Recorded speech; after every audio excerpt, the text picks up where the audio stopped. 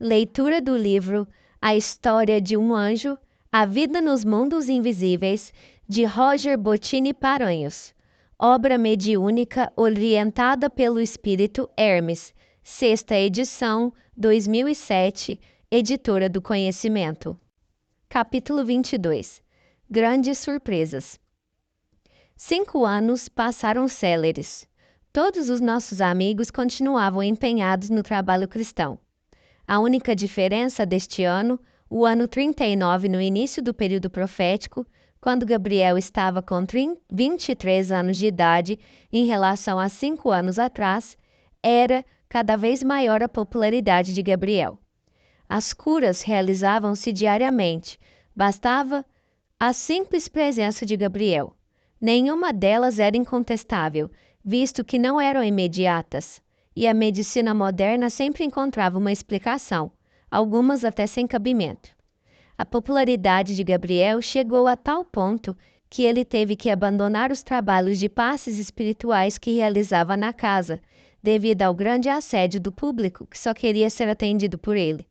Em respeito aos demais colegas que realizavam esse trabalho com imensa dedicação e boa vontade, o anjo abandonou os atendimentos semanais, reservando-se a atendimentos eventuais. Gabriel estava no último ano da faculdade de medicina. Ele estava estagiando em um hospital amparado pelos serviços assistenciais da Casa Espírita Ceareiros do Bem. Há muitos anos, as verbas que o governo repassava já não eram suficientes para o tratamento dos pacientes. Os políticos, mais preocupados com seus interesses particulares e dominados pela difícil provação do poder, colocavam pouco a pouco a saúde do país em estado de calamidade. A população da região recorria ao Hospital Santa Cecília, onde o atendimento era gratuito, mas de qualidade. Alguns dos 318 espíritos iluminados que reencarnaram no mesmo período que Gabriel ali trabalhavam. Retornamos, então, mais uma vez à Casa Espírita Ceareiros do Bem. Algumas modificações haviam sido feitas no grande salão. A administração da casa havia colocado os microfones no teto, sobre a cabeça do palestrante, permitindo maior mobilidade do orador. Diversos oradores espíritas de todo o Brasil já haviam passado por aquele salão, e ali dado a sua contribuição para a obra espírita com as bênçãos de Jesus. Como sempre, o salão estava lotado. Gabriel estava mais maduro e seguro de si. A cada ano que passava, a sua luz interior aumentava, emocionando a todos que o vissem e conversassem com ele. Muitos chegavam às lágrimas apenas por poder vê-lo. A pouca idade e a imensa sabedoria outorgavam-lhe o título de incontestável mensageiro de Deus, em uma época onde a sabedoria divina era fartura de poucos. Gabriel, em tenra idade, demonstrava-se o milionário das riquezas da alma. Enquanto o anjo preparava-se para mais uma noite iluminada, Sebastião, sentado na plateia ao lado de Marcos, leva um susto. Nogueira, seu amigo e advogado, estava na porta do salão, esticando o pescoço à procura de alguém. Marco, aquele na porta é Nogueira, um antigo amigo meu. Que será que ele está fazendo aqui?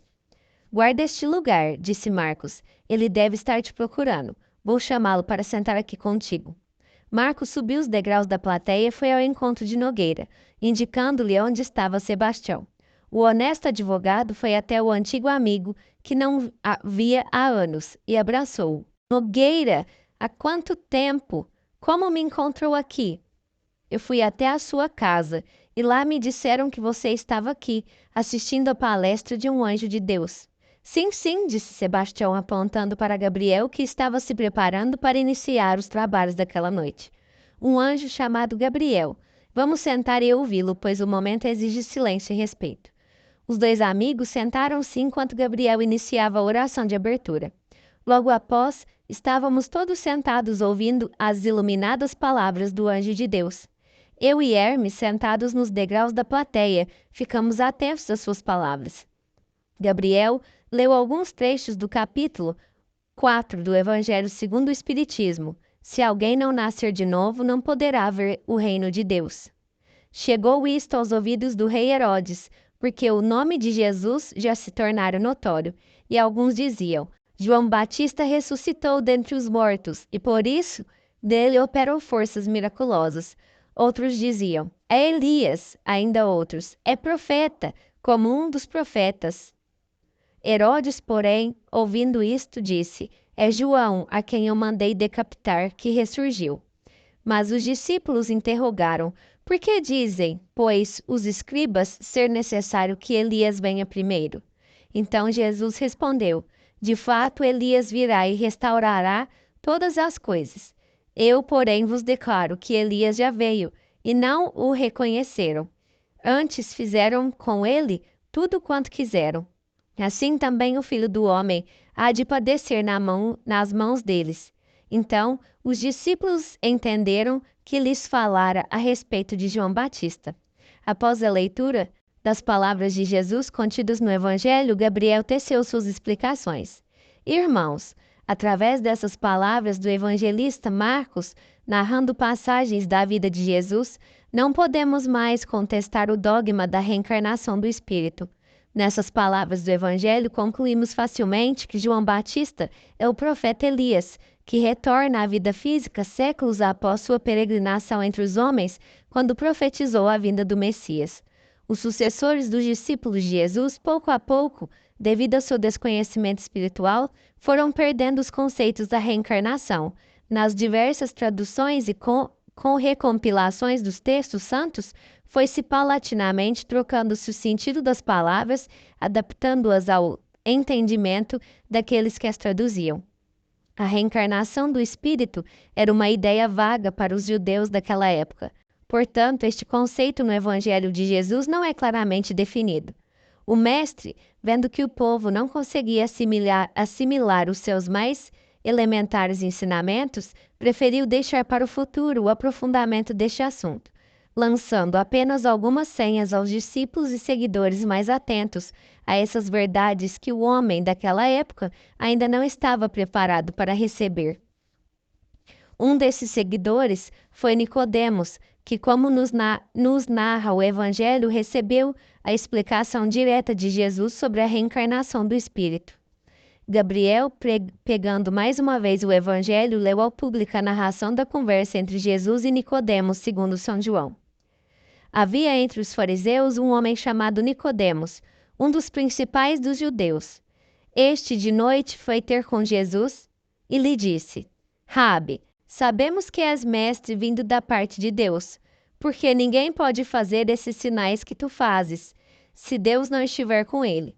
A isto respondeu Jesus: em verdade te digo, que se alguém não nascer de novo, não pode ver o reino de Deus. Perguntou-lhe Nicodemos: como pode um homem nascer sendo velho? Pode porventura voltar ao ventre materno e nascer segunda vez? Respondeu Jesus: em verdade te digo, quem não renascer da água e do Espírito não pode entrar no reino de Deus. O que é nascido da carne é carne, e o que é nascido do Espírito é Espírito. Não te admires de eu te dizer: importa-vos nascer de novo. O vento sopra onde quer, ouves a sua voz, mas não sabes de onde vem, nem para onde vai. Assim é todo o que é nascido do Espírito. Então lhe perguntou Nicodemos: como pode suceder isso? Acudiu Jesus: tu és mestre em Israel e não compreendes essas coisas? Em verdade te digo que nós dizemos o que sabemos e testificamos o que temos visto. Contudo, não aceitais o nosso testemunho. Se tratando de coisas terrenas, não me credes? Como crereis se vos falar das celestiais? Gabriel, colocando novamente o livro sagrado sobre a mesa, retornou às suas explicações. Como todos puderam ver, até mesmo Nicodemos, um doutor da lei hebraica, teve dificuldades para entender o ensinamento da reencarnação. Mas aqueles que se detiverem na análise destas palavras, verão que Jesus falava sobre a impossibilidade de alcançarmos o céu em uma única vida. Diz-nos o Mestre que devemos renascer da água, que é a matéria, e do Espírito, que é a nossa renovação interior. a busca da evolução espiritual, através dos diversos estágios evolutivos da matéria. Irmãos, o grau de perfeição para alcançar as esferas paradisíacas é muito alto, para crermos ser possível, com todas as nossas falhas, até lá chegar nesta única existência. Se tivéssemos uma única vida, o céu estaria deserto e o inferno abarrotado de irmãos desviados da pureza máxima. A evolução espiritual é contínua e infinita, através de diversas reencarnações, sendo mera ilusão acreditar que após uma única vida ficaremos tocando flauta nos céus, sentados em cima de nuvens, enquanto uma legião de irmãos sofrerá eternamente nas zonas de trevas. Temos muito trabalho de autoaperfeiçoamento pela frente, pois a pureza da alma necessária para alcançar as esferas sublimadas do plano espiritual é comparável ao estado de espírito de grandes missionários do alto, dos quais ainda estamos longe. Nesta última colocação, Gabriel colocou-se junto com o público por pura modéstia e humildade, porque há séculos ele já era morador das esferas de luz. Enquanto Gabriel falava, observei que ele não tirava os olhos de determinado ponto da plateia. Procurei entre o mar de pessoas a quem ele fitava. Era uma bela moça loura de olhos azuis, que logo reconheci. Era Ethel. Gabriel sentiu um turbilhão de emoções em sua alma, até aquele momento desconhecidas para ele nesta reencarnação. Mas o anjo não perdeu a maestria com as palavras, pelo contrário, com os olhos brilhando devido a uma emoção que desconhecia, tornou-se mais encantador no trato com o público, se isto era possível. Irmãos, se estas elucidações não foram suficientes para fazê-los crer na reencarnação do Espírito, então analisemos pela ótica da justiça divina. Se Deus nos desse uma única vida para conquistarmos seu reino de amor e de paz, elevando os bons aos céus e rebaixando os maus às zonas infernais, ele não seria um bom pai e um justo criador, pois vejam quantas diferenças existem entre todos nós, que estamos encarnados neste mundo. Alguns nascem saudáveis e perfeitos, outros nascem com diversas deficiências físicas. Alguns nascem ricos, outros pobres. Alguns são abençoados com uma vida feliz, outros com contínuas dificuldades de toda natureza. Como Deus poderia ser justo se em uma única vida ele colocasse seus filhos em diferentes situações com vistas a alcançar o mesmo objetivo? E isto sem falar daqueles que renascem sem nem ao menos possuírem a capacidade mental que lhes permitiria optar pelo caminho de Deus ou o caminho do desregramento moral.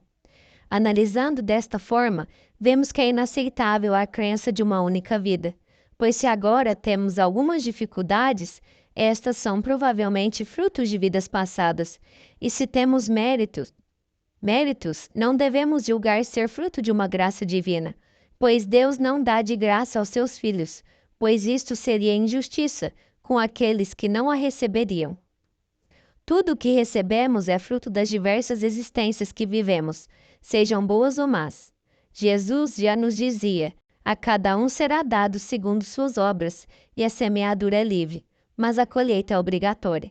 Se hoje passamos por dificuldades, lembremo-nos que podemos encontrar a paz para as nossas vidas futuras. Basta que nos entreguemos ao bem, que se resume na prática do Evangelho de Jesus. O público movia a cabeça em sinal de afirmação, ante as elucidações de Gabriel. Enquanto isso, eu lembrava dos momentos que vivi com o irmão Hermes no Império dos Dragões do Mal. Lá mesmo eu havia tecido algumas considerações sobre a lei de ação e reação, a que todos estamos sujeitos na escalada evolutiva até Deus. Gabriel estava alegre e descontraído, emocionado com os olhares daquela linda menina que estava fascinada com a lógica e a sensatez das exposições do anjo. Alguns na plateia repararam o namoro dos dois anjos.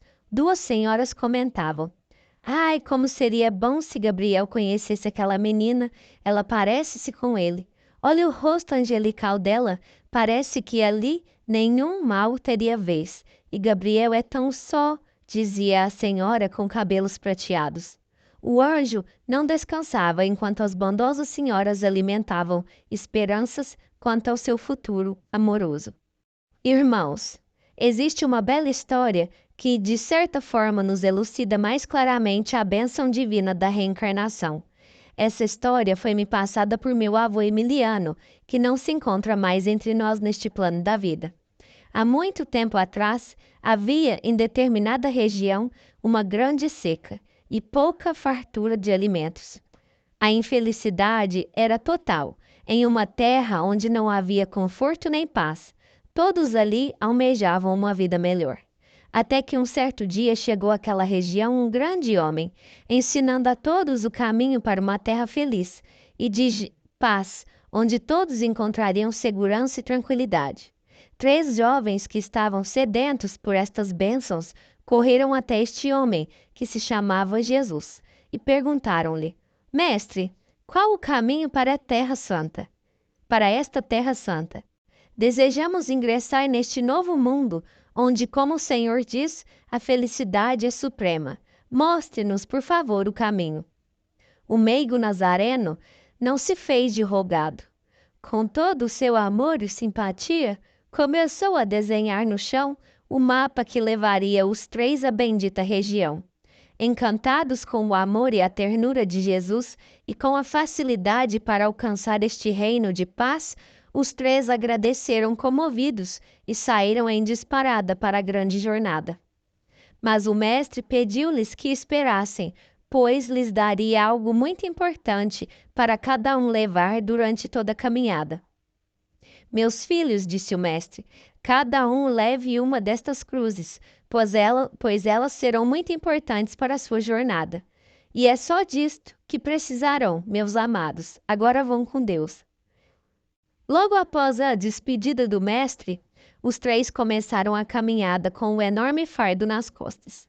Via-se claramente a diferença de atitude dos 3 em relação à cruz. O primeiro carregava o madeiro com amor e esperança nas palavras de Jesus.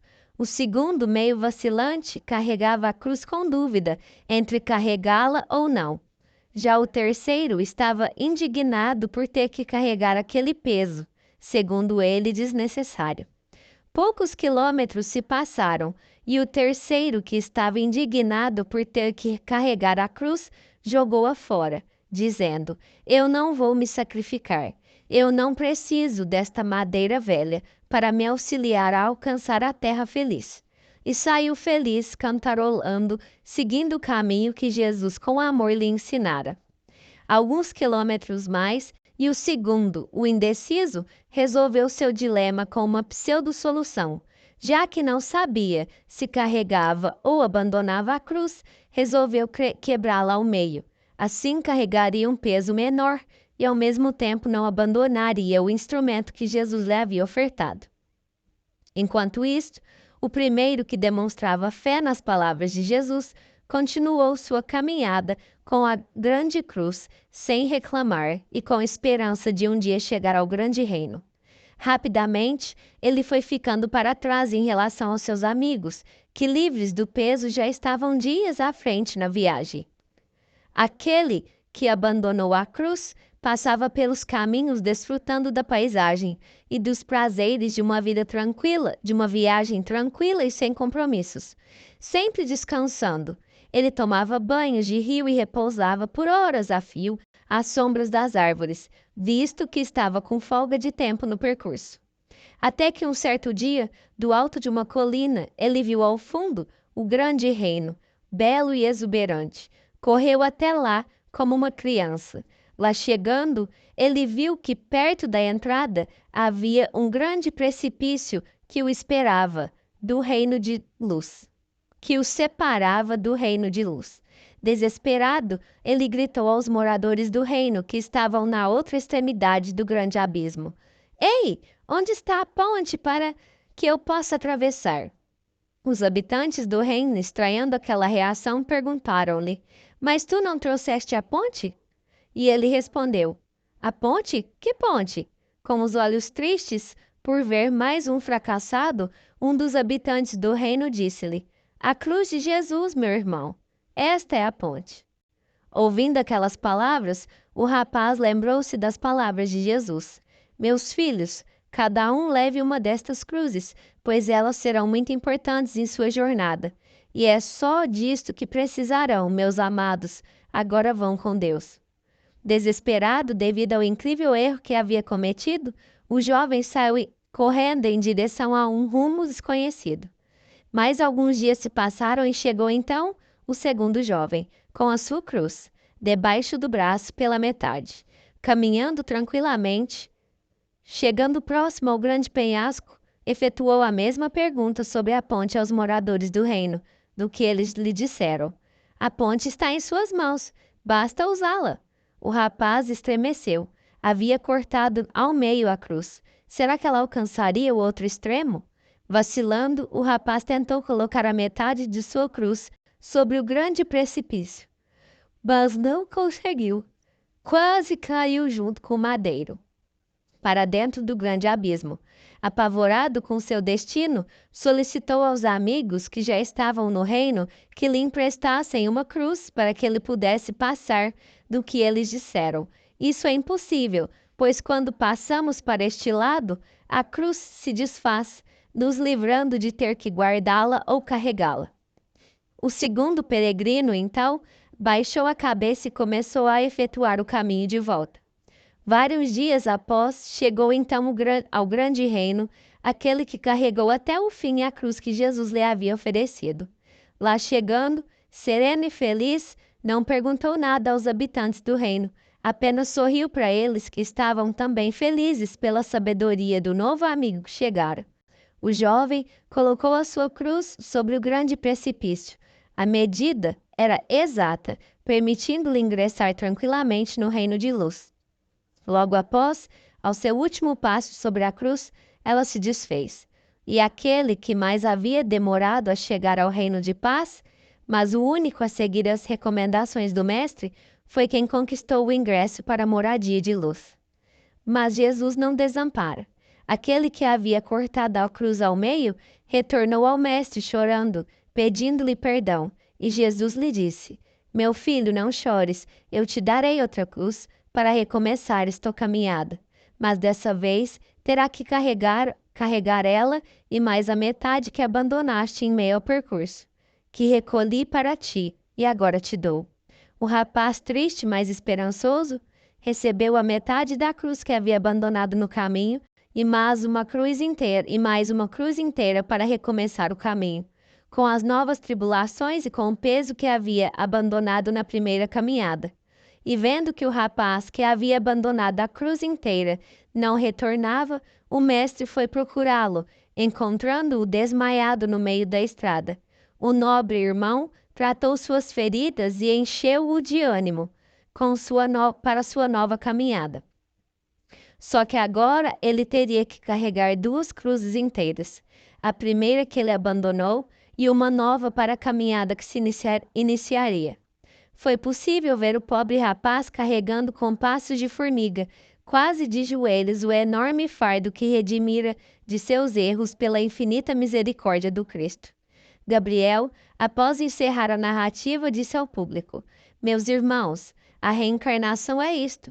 Somos todos convidados a realizar determinados feitos em nossas vidas, ou seja, educarmos bem nossos filhos, vivermos em harmonia com nossos colegas de profissão e vizinhos, auxiliarmos na construção de um mundo melhor através de nossas ações no dia a dia, e etc.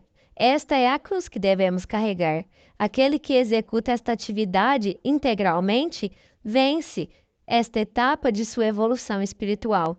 Já aqueles que fogem às suas responsabilidades entregando-se a vícios e atitudes negativas devem retornar em vidas futuras para cumprir suas obrigações, mas com uma carga maior, devido ao acúmulo de obrigações.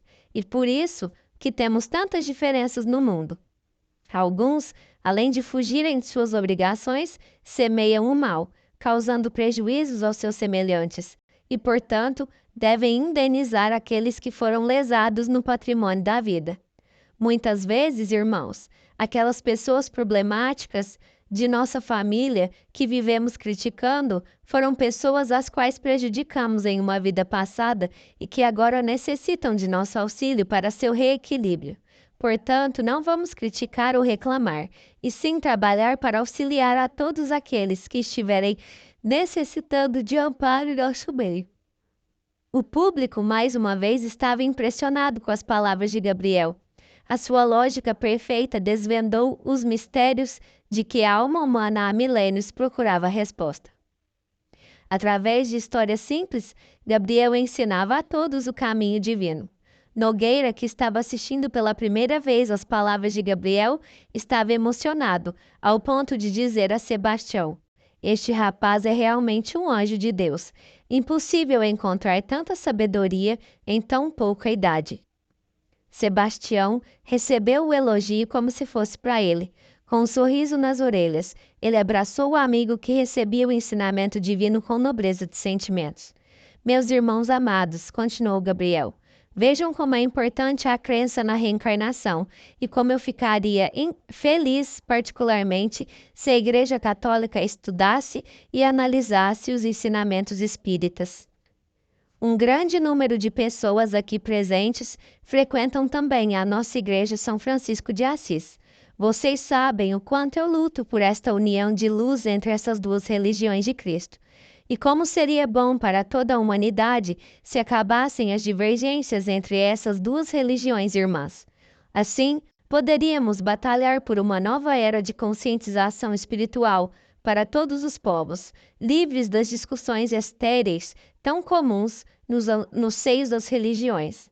Realmente, havia diversos católicos assistindo à palestra de Gabriel, inclusive algumas freiras estavam sentadas na plateia. Eram as professoras da infância de Gabriel, aquelas mesmas que pediam ao menino luz para ele falar-lhes as coisas do céu, que desde muito cedo ele dominava como ninguém. Eu pude perceber que elas também pensavam como Gabriel. Após as suas últimas elucidações, Gabriel convidou a todos para acompanharem a oração de encerramento, abençoando a todos e convidando-os a retornar sempre que desejassem.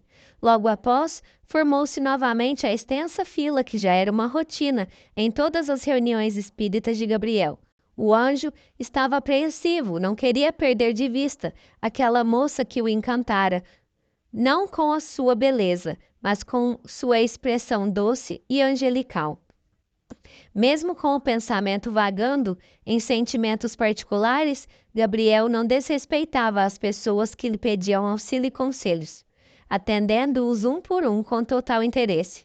Atendia a imensa fila. Reparei que no recinto estavam apenas Gabriel, Étel, Sebastião e Nogueira. Étel levantou-se e foi ao encontro de Gabriel, que estava sentado na cadeira destinada aos palestrantes. Enquanto a bela moça descia, reparei que Sebastião e Nogueira estavam iniciando uma conversa séria, devido à expressão no rosto de ambos. Eu fiquei perdido sem saber o que fazer. Irmão Hermes disse-me, então: "Sim, as duas conversas são importantes, mas não podemos nos desdobrar em dois. Vá com Étel até Gabriel e deixe que eu narrarei o que está acontecendo com Sebastião." Hermes aproximou-se de Nogueira, que falava com Sebastião nos seguintes termos: "Sebastião, não esperava vê-lo tão bem. Imaginei que você estivesse ainda remoendo o passado. Fico feliz em ver que você está dando novos rumos à sua vida." Nogueira: "Você não imagina o mundo novo que eu encontrei aqui nesta cidade. Nunca imaginei que eu poderia conhecer pessoas como aquelas com que me relaciono agora. Todos são pessoas sinceras e honestas.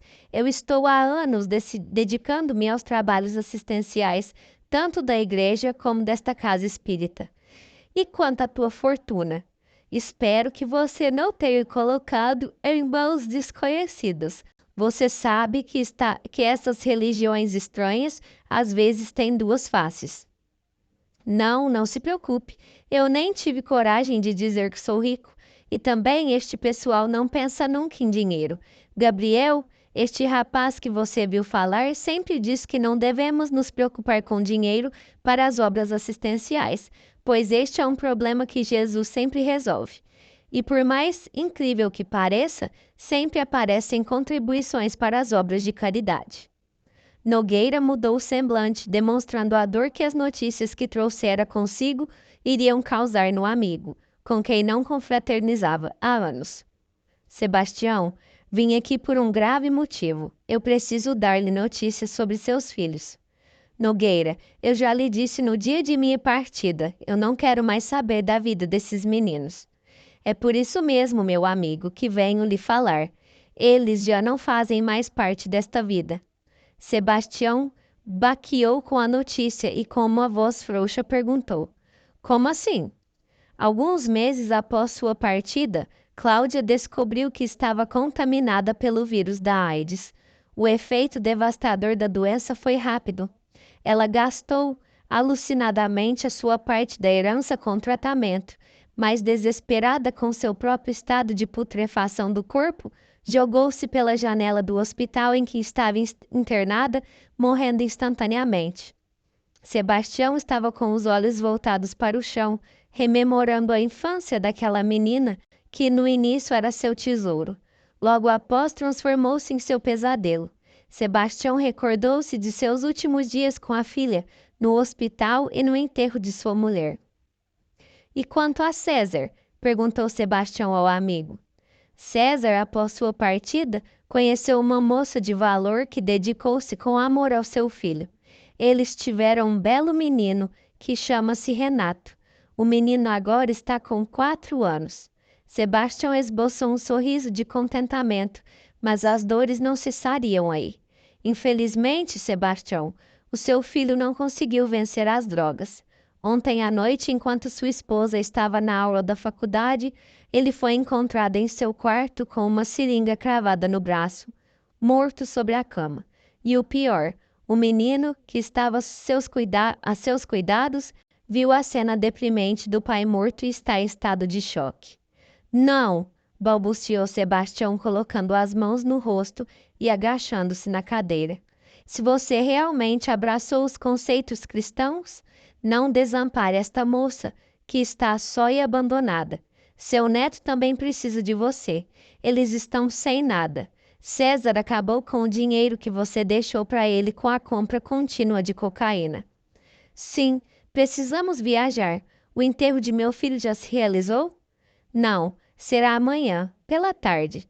Voei o mais rápido possível para vir lhe avisar a tempo.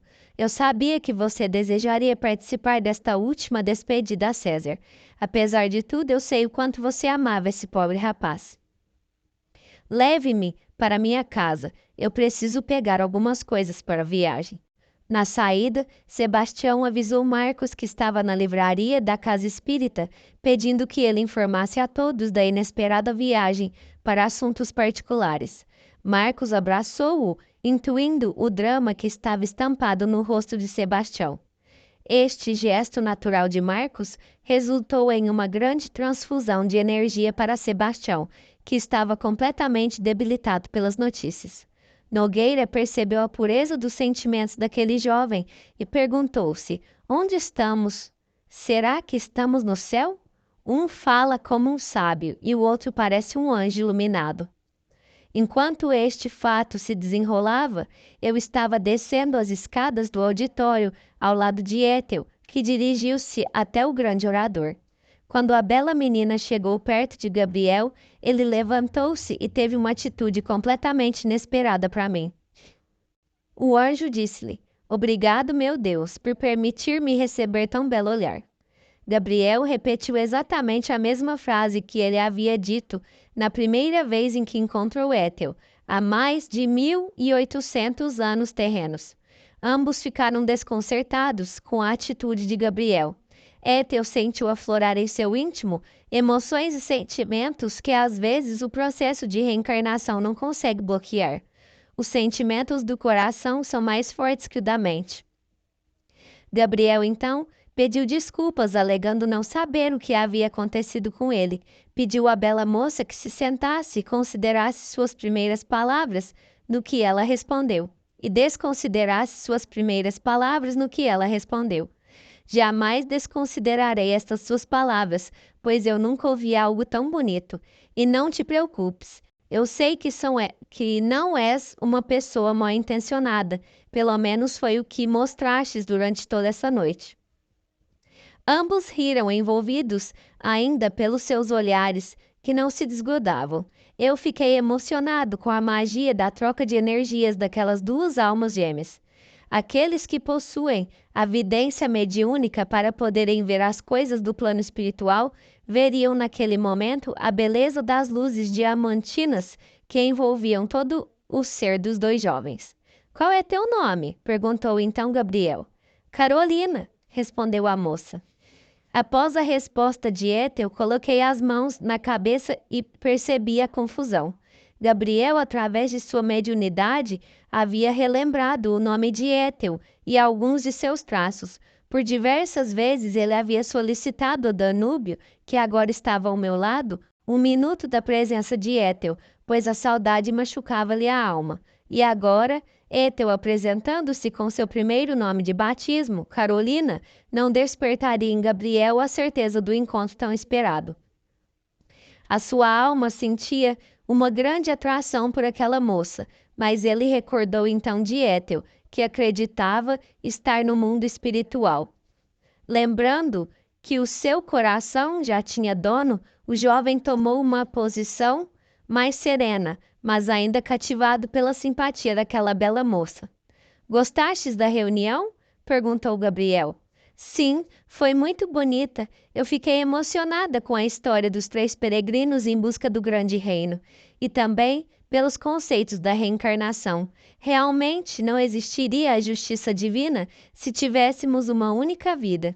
Além disso, eu já sentia na alma, antes de ouvir estas tuas palavras, a existência de outras vidas, pois às vezes sinto já ter passado por lugares onde nunca fui, e também tenho sonhos de lugares e pessoas que não conheço e que me parecem tão reais.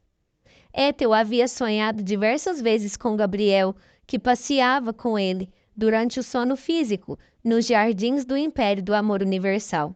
A bela menina possuía a faculdade de lembrar claramente dos sonhos, o que já não era o caso de Gabriel, que ao retornar ao corpo físico, lembrava-se vagamente dos sucessos noturnos. Eu achei muito bonito o teu respeito pela Igreja Católica. São poucas as religiões que respeitam outras linhas de pensamento. Mas não poderia ser de outra forma, Carolina. Se eu agisse de outra maneira, que não esta, eu não seria um verdadeiro cristão, pois a doutrina do Cristo é de amor e respeito, não comportando espaço para a inveja e o egoísmo. Ethel, alma de elevado equilíbrio espiritual, estava com a certeza de haver encontrado o amor de sua vida. Ela, a partir de agora, se dedicaria incessantemente a auxiliá-la em suas iniciativas divinas. A doce menina aguardaria serenamente que Gabriel despertasse para o seu amor, sendo ela uma alma iluminada, não teria os acessos nervosos dos jovens comuns que não conseguem esperar o momento certo para um toque, um beijo, um abraço ou até mesmo a união sexual. Ethel aguardaria serenamente, desfrutando unicamente do amor espiritual que Gabriel dedicava a todas as criaturas. Ambos ficaram ali, no grande auditório, conversando sobre os mais diversos assuntos. Enquanto os anjos dialogavam, vi Sebastião no outro lado do salão, colocando as mãos sobre a cabeça num gesto desesperado. Gabriel e Ethel estavam nas nuvens, nem perceberam quando Sebastião passou pela porta do auditório, quase carregado por Nogueira. Eu fiquei curioso sobre as recentes notícias, mas resolvi aguardar os esclarecimentos do irmão Hermes, que alguns minutos após já estava novamente junto a mim. Enquanto o belo casal conversava sobre assuntos de somenos importância, o irmão Hermes narrou os acontecimentos que já foram descritos acima. Ficamos ali por alguns minutos mais, até que o vigilante da casa espírita começou a desligar as luzes, forçando o casal a se retirar. Enquanto saíam, Gabriel falava de seus projetos de amparo aos necessitados, no qual colocava os recursos necessários nas mãos de Jesus. falou sobre o hospital que era amparado pela Casa Ceareiros do Bem e convidou a moça que se demonstrava interessada para conhecê-lo. Quando chegaram ao hospital, que ficava a pequena distância da casa espírita, dirigiram-se à recepção para que Gabriel solicitasse um crachá de identificação que permitisse o ingresso de Ethel à casa de saúde. O horário de visitas já havia encerrado, mas Gabriel não teve dificuldades em obter a autorização, devido ao grande respeito e apreço que todos lhe dedicavam, e também por Ethel trabalhar na área médica. Gabriel apresentou à bela moça as áreas de atendimento do hospital, narrando ao mesmo tempo os projetos que tinha em mente para um atendimento mais espiritualizado para os pacientes ali internados.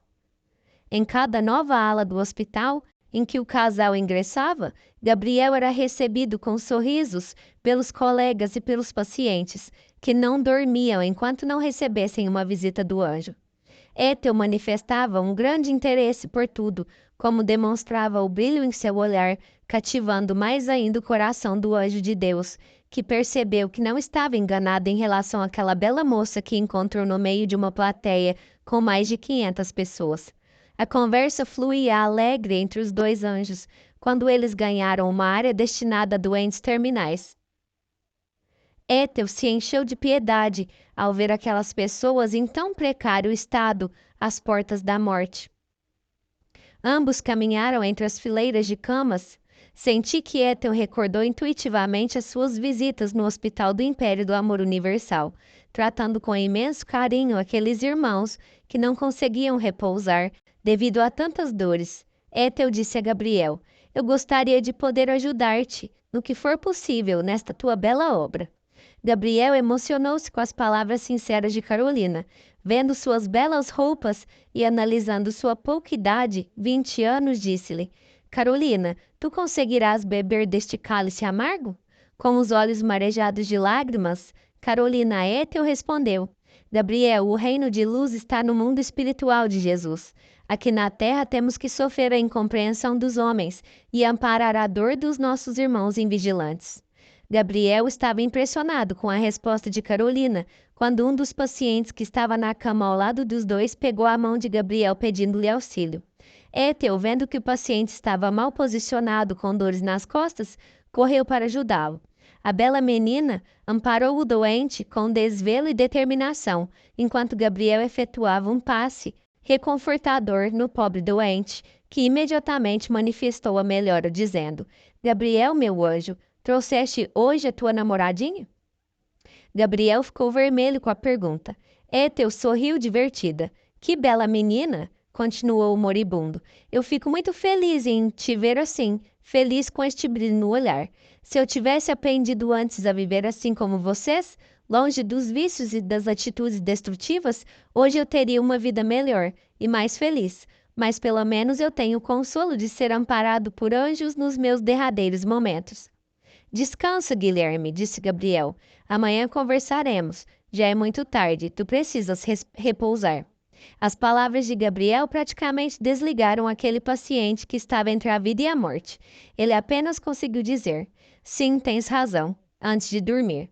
Gabriel, então, elogiou a prática de Carolina no trato com os doentes e ela respondeu: "Gabriel, não me ofereço para trabalhar contigo sem motivos. Estou fazendo a faculdade de enfermagem e estou estagiando no Hospital Santo Cristo, como disse a ti e ao recepcionista.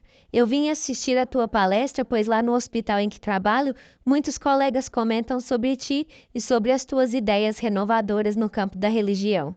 E quanto a conseguir beber deste cálice amargo, é só o que eu quero fazer na minha vida. Minha mãe sempre insistiu para eu seguir outra profissão, mas eu sinto-me muito bem sendo útil às pessoas que necessitam do amparo médico." Gabriel, empolgado com o que ouvia de sua nova amiga, disse-lhe: "Amanhã mesmo falarei com o Dr. Rossi. Ele é o médico responsável com o qual trabalho. Eu pedirei a ele que te contrate para trabalhar conosco." Os dois sorriram e abraçaram-se. Um calor correu pelo corpo dos dois anjos, gerando uma poderosa energia que aliviou a todos os doentes daquela ala. Os que não estavam acordados sonharam que estavam em um mundo de paz e luz. Os dois, então, se despediram dos pacientes e médicos de plantão e foram embora. Gabriel acompanhou Ethel até sua casa, que também não era muito longe dali. A moça havia se mudado para aquela cidade há poucos meses. Eles pareciam dois grandes amigos que não se viam há anos, e realmente eram. Chegando à porta da casa de Ethel exatamente à meia-noite, Gabriel disse-lhe: "Foi muito bom te conhecer. Anota neste papel teu telefone. Amanhã eu te ligo para te falar sobre a resposta do Dr. Rossi." Carolina anotou o número do telefone, revezando olhares entre o papel e os olhos de Gabriel. Após anotar o número, Ethel disse: "Eu preciso entrar, já é muito tarde. Minha mãe deve estar aflita pela minha demora." E sem permitir nenhuma reação de Gabriel, a menina deu-lhe um rápido beijo no rosto.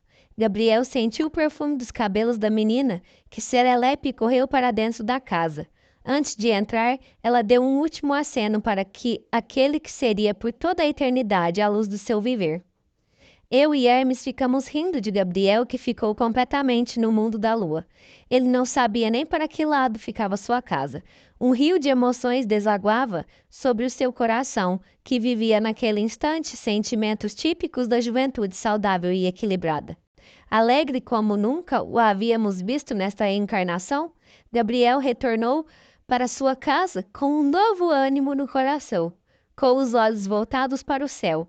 Gabriel agradecia a Deus por aquele encontro marcante, onde o anjo conquistou uma amiga que poderia entender plenamente seus anseios e planos.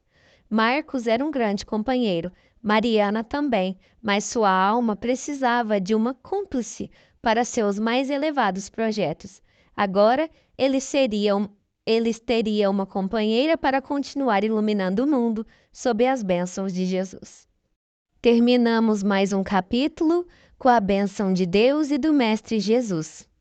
Nos encontramos no próximo. Abraços de luz.